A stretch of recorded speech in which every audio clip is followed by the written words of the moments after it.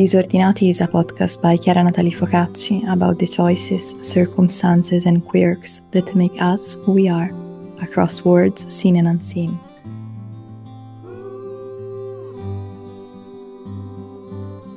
Okay, welcome to the podcast of the Disordinati. I'm here with Lydia today. Hi, Lydia. Hello. So today we're going to talk about a very important thing, which is getting sober. And it's something that I've been exposed to a lot when I moved to the UK, because I come from Italy and we love our wine, obviously, but we have a very different attitude to alcohol, and we enjoy having a glass of wine with our food. And in the UK, it seems to be a recurring problem of people struggling with alcohol and having one too many drinks. And I so appreciate that you're willing to open up with us on this podcast and tell us a bit about your journey. So thank you so much again. All right. So let's try to do a little bit of before and after. Maybe you can share with us your story and how was your relationship with alcohol before you decided to make a change? Yeah, so I think obviously growing up British, there is a very big kind of alcohol culture in this country, but it's not like in Italy where everyone enjoys like a glass of wine and like good wines, things like that. We have like a binge drinking culture, so it's like going out clubbing when you're like 16, underage with your friends, just getting really, really pissed, like every week, pretty much every weekend. So I just started off the same as pretty much everyone I know, every teenager I know, house parties, being drunk in a field, clubbing, fake IDs, cheap weeknights in clubs when I was going out at 17, 18, it was like, I think it was £1 Jaeger bombs, which is incredible. Like, I don't know how people didn't die. So yeah, I was just doing the normal, like what everyone really does. And I didn't really have like a problem with it. It was just the same as everyone else. I like looked forward to the weekend, going out, getting drunk. But I didn't really drink by myself. I didn't drink at home. It was only when I went out. And then when I was 21, my dad died. I think that is probably where my problem with drinking actually began. Although some people from other countries would say that everyone has a problem with drinking in this country before anything bad happens to them. But going out, once or twice a week and getting absolutely smashed when you're 16, 17, 18, most people would probably think that's actually a problem. But, everyone does that. So that was just the baseline. But yeah, no, from 21, I think, onwards, as when I started using it as a coping mechanism, numb everything out, that is when it became a problem, I think. So did you find yourself drinking alone at night? Or... Yeah, it was pretty much every day as well. Like during the process of my dad dying, like from him getting ill to dying, which was only 6 weeks. It was only a period of 6 weeks.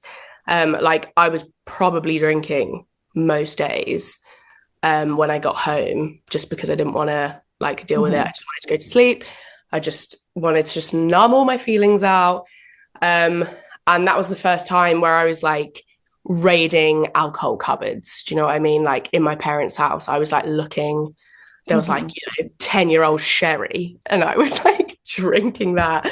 And that was the first time really that I've been like, oh, I'll just drink anything. Like, I just don't want to feel like this. Yeah, that was the beginning, I think. And then I'm being quite young, like 21. Obviously, I'm 32 now. So looking back, 21 is still so young. But at the time, you feel quite old. You don't realize your brain is not developed. Like, you've got no experience of life. You've got no idea how to handle your emotions or bad things that happen to you. And so you just cling on to whatever feels the best at the time. Yeah, I mean, I can imagine how hard it must have been to experience something so painful. And as you say, being young, because 20s is young, and not having maybe all the tools that we are used to having now, therapists. Was there a turning point, like a specific moment where you had a realization and you said, okay, I have to get sober? Honestly, it took about 10 years. Like the last couple of years. Well, no, actually, I can't say that. I think I realized I was drinking too much when I was about 25. So that was 4 years afterwards. I realized that actually was a problem because I moved out of my parents' house. I'd gone to uni. And then obviously I was doing what everyone does at uni. They just get drunk all the time. Freshers week. Like things like that. But I wasn't just drinking when I was going out. Like I was drinking a bottle of wine when I got home every night. Because I wasn't at home with my parents. I was living with like 2 other flatmates. So they didn't, they weren't judging me for drinking. I could do what I wanted pretty much. So I remember like being sort of 24, 25, and I was at a point where I was just coming home drinking a bottle of wine every night. Well, like every night pretty much, maybe 5 nights a week, not every night. My whole life, I've never been at a point where I've been drinking every single day.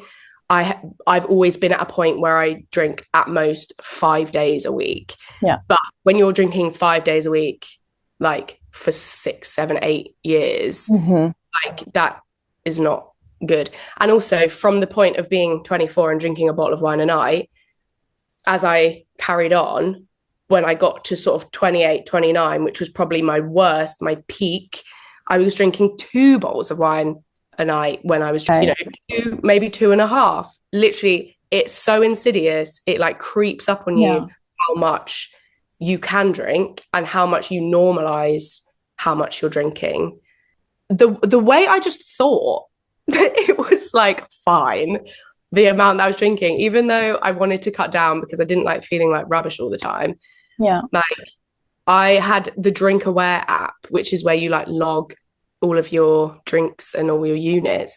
I've had that for 6 years and I've filled it in religiously every day because I knew that I was drinking too much when I was about 26. And I filled it in and every single week it came back saying high risk, like you're drinking, 50 to 80 units a week, which is high risk, obviously, because you're recommended, 14 a week? And I was just like, oh, well, it's fine. It's probably fine. I'm young. It's probably fine. It's just an app. Yeah, it's just an app. And like the more I looked at it and I was like, oh, red every week, high risk every week. It just became normal. Yeah. And I was just like, oh, I'm probably drinking too much, but it's probably fine. You got desensitized to your own. Yeah, I literally desensitized myself with the app, even though I was using it every day to try and log it. I was like, I literally just you're right. I just desensitized myself because I was seeing the same kind of units every week, 50 to 80. And I was like, that's just normal. And then if I had like a 30 or a 40 unit week, I was like, oh, wow, I'm doing so well. I'm doing great. But that's still over double the amount that you're supposed to be drinking. Of course. And yeah, like the more you drink, the more like it's so easy to like normalize it. Yeah. And it wasn't until like, so I knew that I was drinking too much from literally about 24, 25, 26. So I was like, started logging it, tracking it. And then. So what made you realize that you were drinking too much? Just yourself or comments? It was literally my health. My health. I started getting like pain in my side. And I went to the doctors like a few times. And I was like, oh no, like, is it my liver? Like, blah, blah, blah. And they were like, no, they did some tests, they did like blood tests. And they were like, no, it says it's fine. A couple of times I went and they were like, oh, it's a bit raised, like your liver, things are a bit raised. So it means that your liver's like under strain, but it's probably okay if you just cut down. And I was like, okay. So I always cut down for like a couple of weeks to a month. And then I'd just go straight back to how much I was drinking before. And whereas when I started drinking, it was like a coping mechanism to kind of like numb out what I was feeling. As I got older and I got further away from that grief, it ended up just being like a habit. I got myself into a habit of drinking like most nights to relax, quote unquote. Yeah. I mean, there is this culture of saying, I mean, even in movies or, you know, there's always this person drinking a glass of wine to relax in the evening. And I think it's quite pleasant, and it's something that I used to do as well. But obviously for someone who struggles with alcohol and, you know, uses it as to numb their pain, it's not the same. It's like dangerous, rather than, you know, exactly. soothing. And like I have never ever in my life, I don't think, been someone who can have one drink. I never have been able to do that. And that is something that I only realized fully in the last 3 years, is that I don't necessarily have like a frequency problem. If I want to cut down, if I want to stop drinking, I can like do big stretches of not drinking. But when I have one glass of alcohol, I will keep going until I'm drunk. Like, I have tested that theory over and over and over again in the last 3 years. Even the last year, before I was like, I really need to actually get sober for real. I was like, okay, right, I'll do like 2 months here, and I'll just have one drink. I cannot do it. Like, it's physically, and I've done loads of research. I've read loads of sober literature. I've listened to sober podcasts. You know, I've done loads about it. And obviously for some people, especially people who are neurodivergent, ADHD, autism, you know, things like that, their brain behaves differently, obviously, to neurotypical people when they have one glass of wine. It just turns that switch off where it's like, oh, I'm just gonna have one and stop. It's literally I can't stop myself from carrying on until I'm drunk. So that is the problem that I know that I have. So I have to essentially not just not have the one in the first place. I have to stop convincing myself that I can just have one and stop and then it's fine. I can't do that.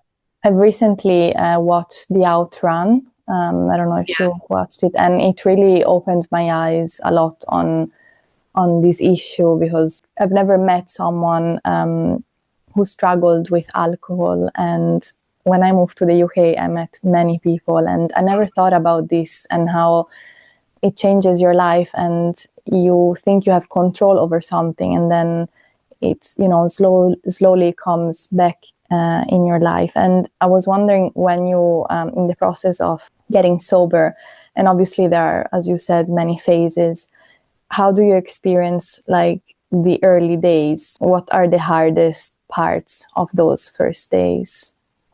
I think the hardest part is changing your routine, because once it's a habit, you have to just come up with a completely different routine for your evenings or when you go out with your friends.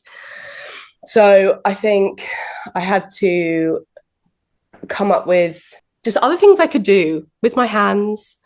With my hands, I think that's the thing. I'm very sort of like hands about, because I used to smoke as well, because smoking and drinking go hand in hand, so they match together so obviously.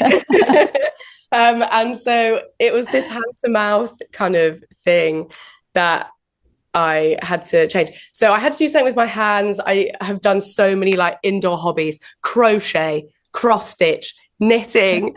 You know, I've had like my fridge is always full of like fizzy water, Diet Coke, just things that I can drink, because I drink really fast. And it doesn't matter even if I go to the pub with my friends and I have a non-alcoholic drink, I will still drink that drink faster than they have before they've even finished like half of their drink. Yeah. that was always my problem. Again, I would just keep going like hand to mouth all the time. And I'd get so pissed before anyone else because I'd be down in my drinks, like like water. And I still do it with normal beverages. I have like Diet Cokes, I have whatever, and I still drink like the whole thing in about 5 minutes. I mean, if you do it with Never save water, the it's drink. amazing.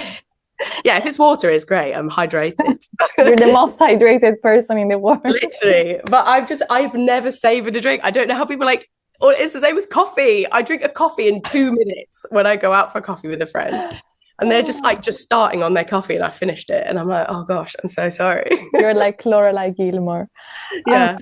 So because you mentioned friends, I was wondering if you have, and if you had in this whole process, in this, 10 years, like a support system, like did you find help through family, friends, therapy, your dog, books? What, are the things and people that helped you in this process? I think the most helpful and most important thing that I've found is sober literature.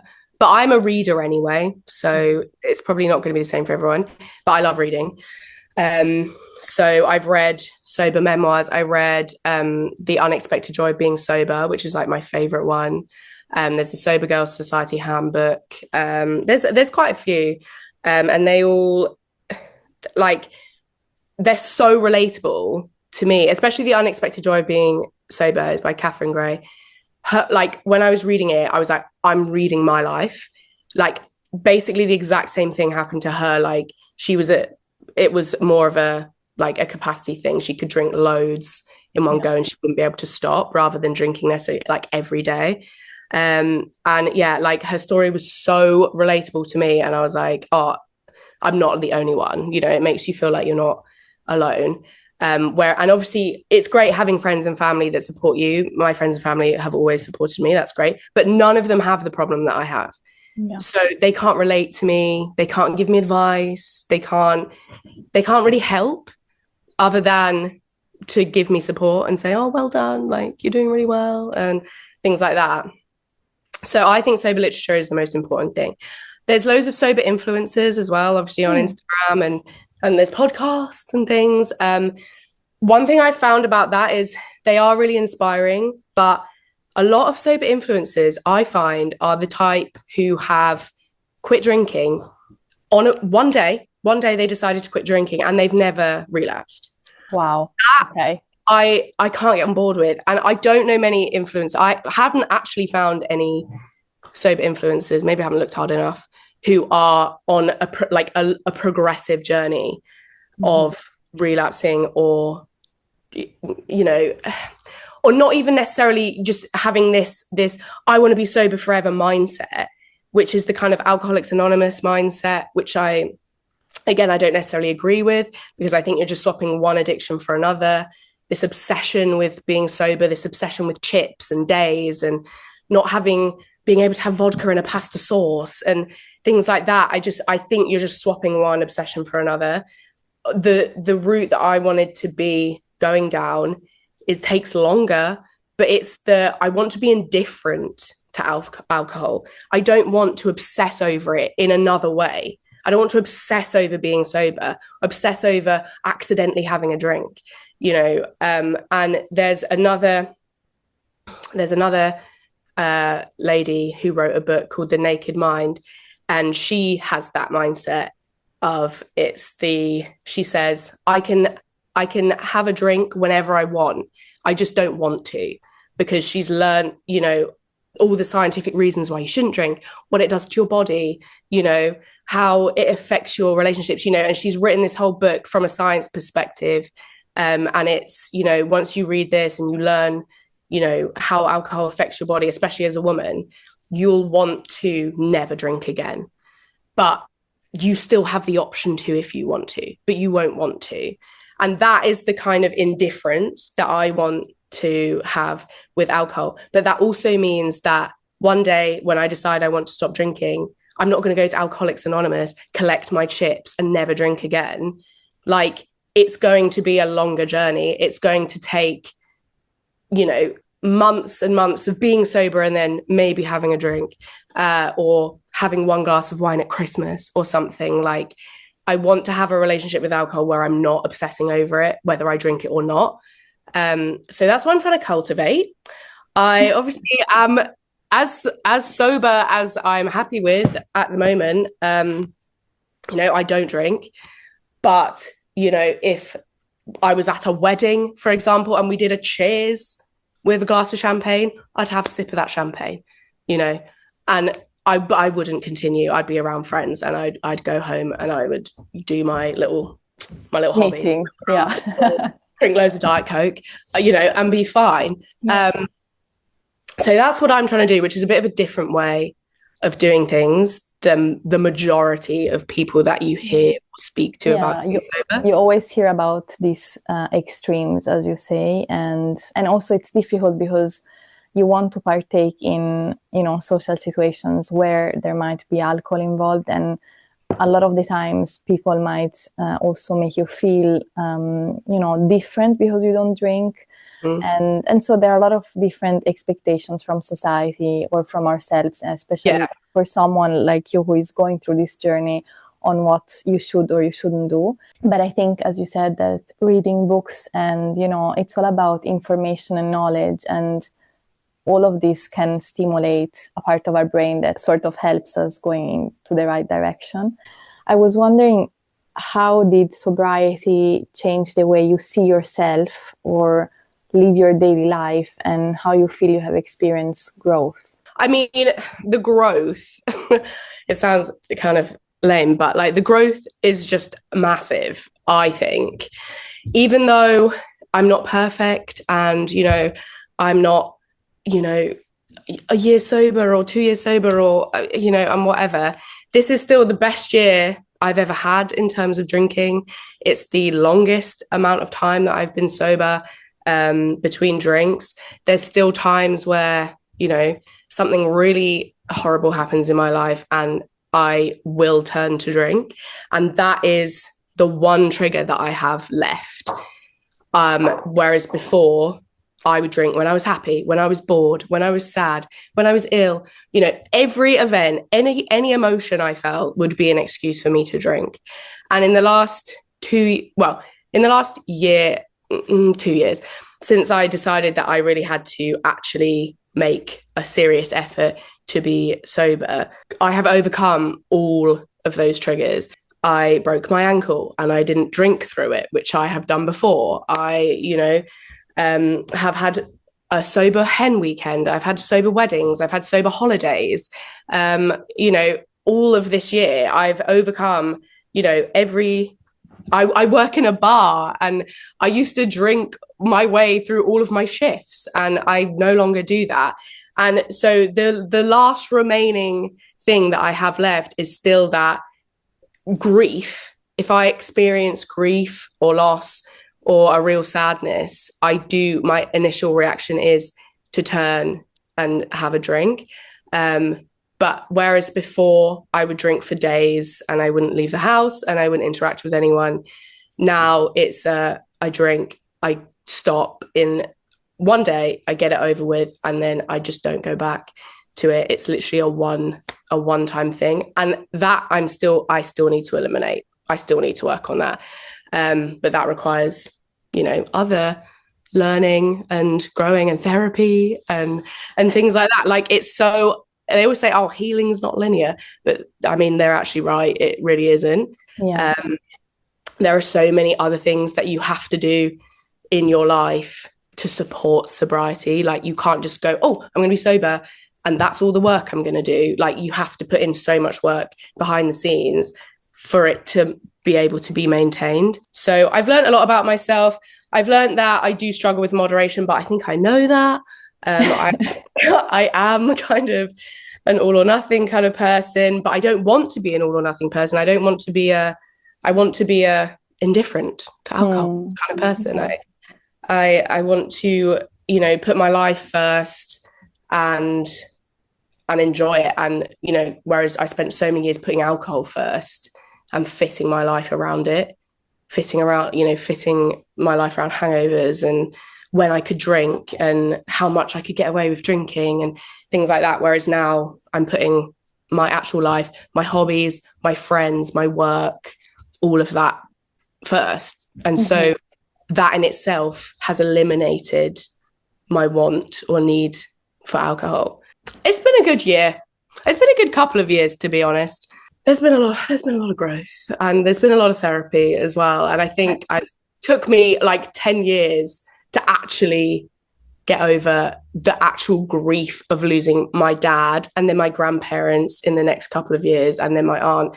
It literally took me 10 years, and then I had EMDR therapy last year. And I honestly think like that wrapped up that little period of my life and the grief, you know, it's fine now.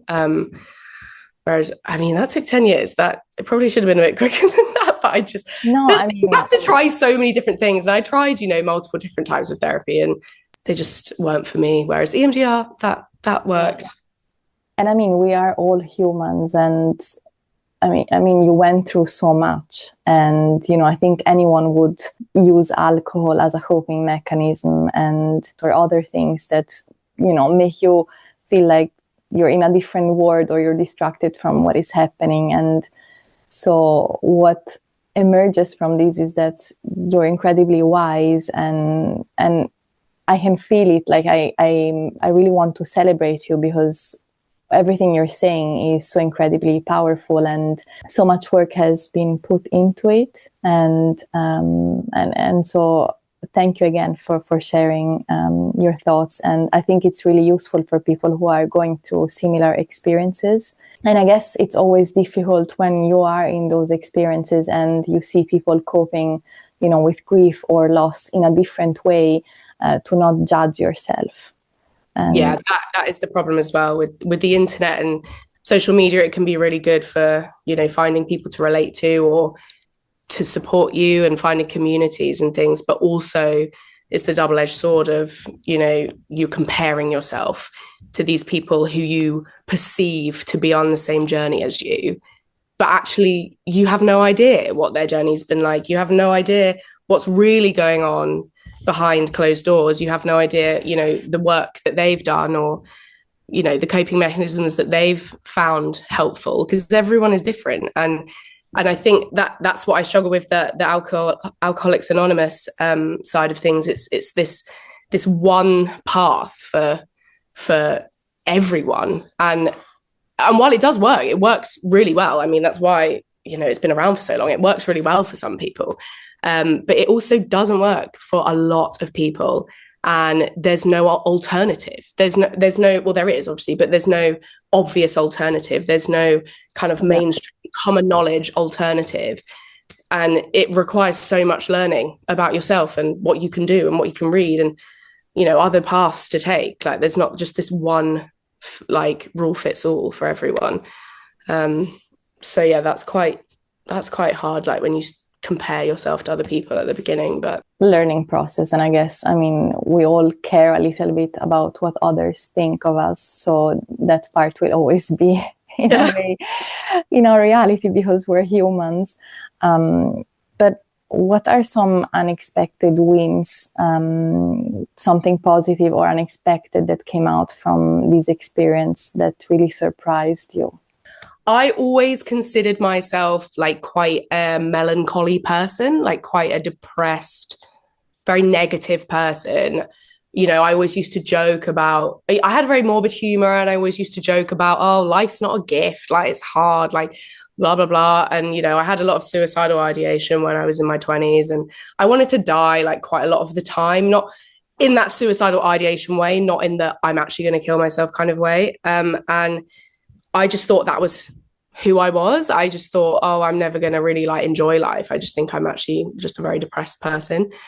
But since I've stopped drinking, who would have guessed it was the alcohol that was making me feel that way? Alcohol is a depressant. And even though when you're drinking, you feel kind of euphoric and energetic and you chatty and, you know, these things, like it is a depressant. And when you're chronically drinking, it depresses you. And since I've not I've stopped drinking, I actually want to live. Like, I don't want to die anymore, which ironically has now given me health anxiety. I actually don't want to die. Whereas before I was like, oh, if I die, I die, never mind. But no, and I think that was really unexpected because I learned that about myself. I was like, oh, actually, I really enjoy life. And I'm actually so present now. Like, now I know what it feels like to be present and not drunk or hungover. And I also, like, I mean, I've deleted social media for the most part because I actually am enjoying just interacting with the world and life. And yeah, that was really unexpected for me because I honestly thought I was just kind of like a melancholy, depressed kind of person. Yeah. But I'm not. I mean, I'm so happy for you that you discovered this. This is amazing. I Tell know. me the trick. Yeah, I mean, I feel like it's interesting how we are so many different versions of ourselves throughout our life. The cynical and then, you know, the happy person, but they all sort of live in the same body. Yeah. And it made me laugh that now you have health anxiety because my sister is now a doctor and I stress her out so much about any little thing that I have. She's like, enough, like, stop texting me. I text her all the time. So it's so funny. If you imagine yourself years ago, or if you imagine someone who is listening to this podcast right now, who is thinking about getting sober but feels insecure or scared of this journey, what would you say to them? I would say just try it. Just try it, and don't set yourself up for failure. Don't set yourself these goals that you might not reach, like these kind of unattainable goals, because then you just feel like a failure the whole time. You know, that's how I started off. I was like, oh, I'll do 6 months, and I failed after 2. And you know, when you set these kind of unattainable goals for yourself, it makes you feel like you're failing at life.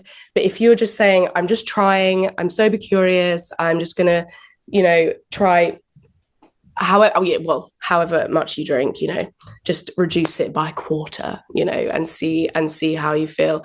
But ultimately, I think that it is not an overnight journey, as some sober influencers would have you believe, including Alcoholics Anonymous. You know, it's not. I think it can take years of learning about yourself, figuring out what your triggers are, relapsing, and just getting to know yourself. It can take years. And I think that that's fine. It doesn't mean that you're a failure. It doesn't mean that you're the only one and everyone else has done it better than you.